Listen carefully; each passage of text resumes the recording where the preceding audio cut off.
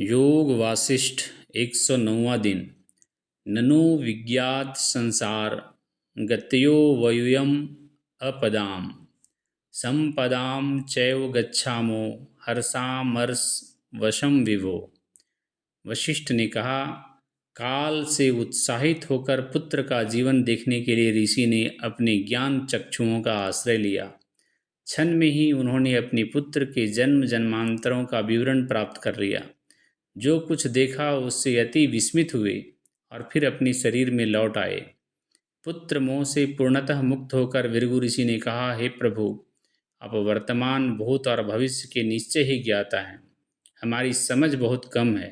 संसार यद्यपि मिथ्या है फिर भी सत्य प्रतीत होता है और महाज्ञानी को भी भरमा देता है। मन अपनी कल्पनाओं के द्वारा जो माया रचता है, आप उसके ज्ञाता हैं। मेरा यह पुत्र मरा नहीं, यद्यपि मैं उसे मरा जानकर संयम खो बैठा था। मैंने सोचा कि समय से पहले ही मेरा पुत्र मुझसे छीन लिया गया है।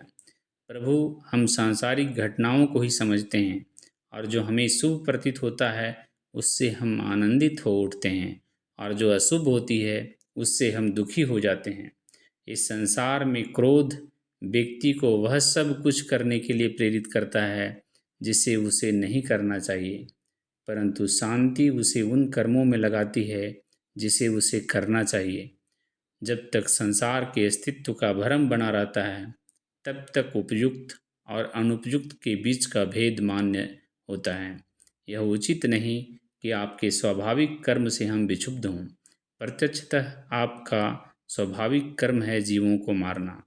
आपकी कृपा से मैंने अपने पुत्र को पुनः देखा है और मेरी समझ में आ गया है कि मन ही शरीर है। यह मन ही है जो सांसारिक दृश्यों को बनाता है। काल ने कहा, हे महर्षि, आपने ठीक ही कहा है। सचमुच मन ही शरीर है। यह मन ही है जो कुम्हार के बर्तन की तरह अपने विचारों से शरीर की रचना करता है। यह नए शरीर बनाता है और जो विद्यमान है उसका नाश करता है, और वह भी मात्र इच्छा करके। यह भी स्पष्ट है कि मन में वह शक्ति भी विद्यमान है जिससे वह विभ्रम खड़ा कर देता है, गलत बातें सोच लेता है और आकाश में सिक्के की रचना कर लेता है।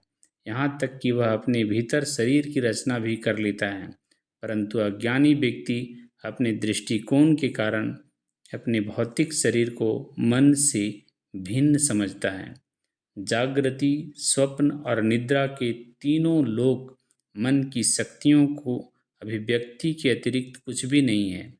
इस अभिव्यक्ति को न वास्तविक कह सकते हैं न मिथ्या है। जब मन संशक्ति के कारण विभिन्नता की धारणा बनाता है तो वह विभिन्नता देखता है।